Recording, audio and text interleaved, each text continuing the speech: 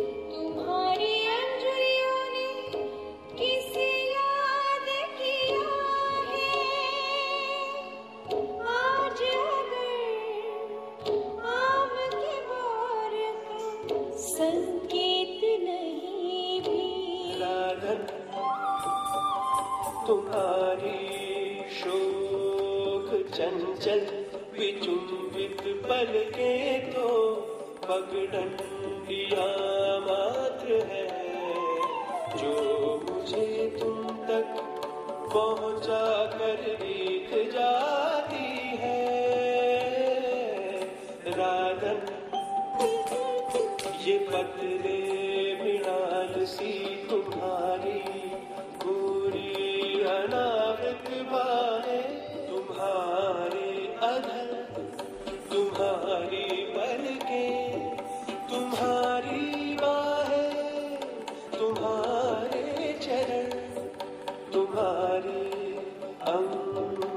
प्रत्यंग तुम्हारी सारी चंपक वर्णी दे पगडंडियां मात्र। आज तक कुछ नहीं बता पाई तुम मेरे सचमुच कौन होकर मेरा एकमात्र अंतरंग सखा है। जब तुमने मुझे अपनी बाहों में कस लिया है तो मैंने डूब कर कहा है, कनु मेरा लक्ष्य है, मेरा आराध्य है, मेरा गंतव्य। किंतु दूसरे ही क्षण जब तुमने गहराती हुई गोधूली बेला में आम के बौर को चूर चूर कर धीमे से अपनी चुटकी में भरकर मेरे सीमंत में बिखेर दिया तो मैं हतप्रभ हो गई। मुझे लगा कि इस निखिल पारावार में शक्ति सी, ज्योति सी, गति सी फैली हुई मैं अकस्मात सिमट आई हूं, सीमा में बंध गई हूं। ऐसा क्यों चाहा तुमने कान्हा? सुनो मेरे प्यार, सुनो मेरे प्यार, अपनी अंधक यात्रा तय करते हुए केवल तुम्हारी इच्छा।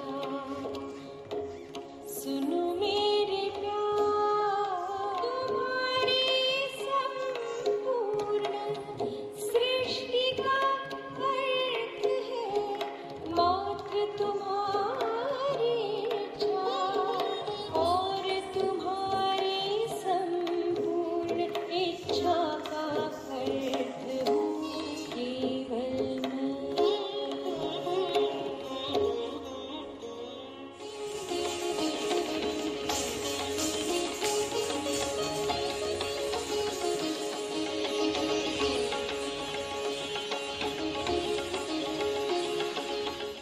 उठो मेरे प्राण और कांपते हाथों से ये वातायन बंद कर दो और इस निखिल सृष्टि के अपार विस्तार में तुम्हारे साथ मैं हूं, केवल मैं, तुम्हारी अंतरंग केली सखी।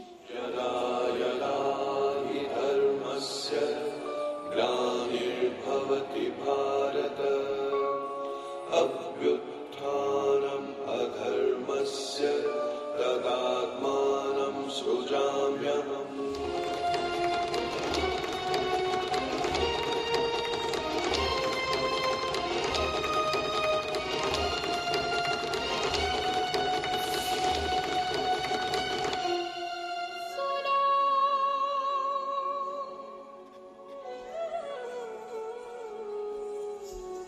कर्म स्वधर्म निर्णय दायित्व मुझ तक आते आते सब बदल गए हैं।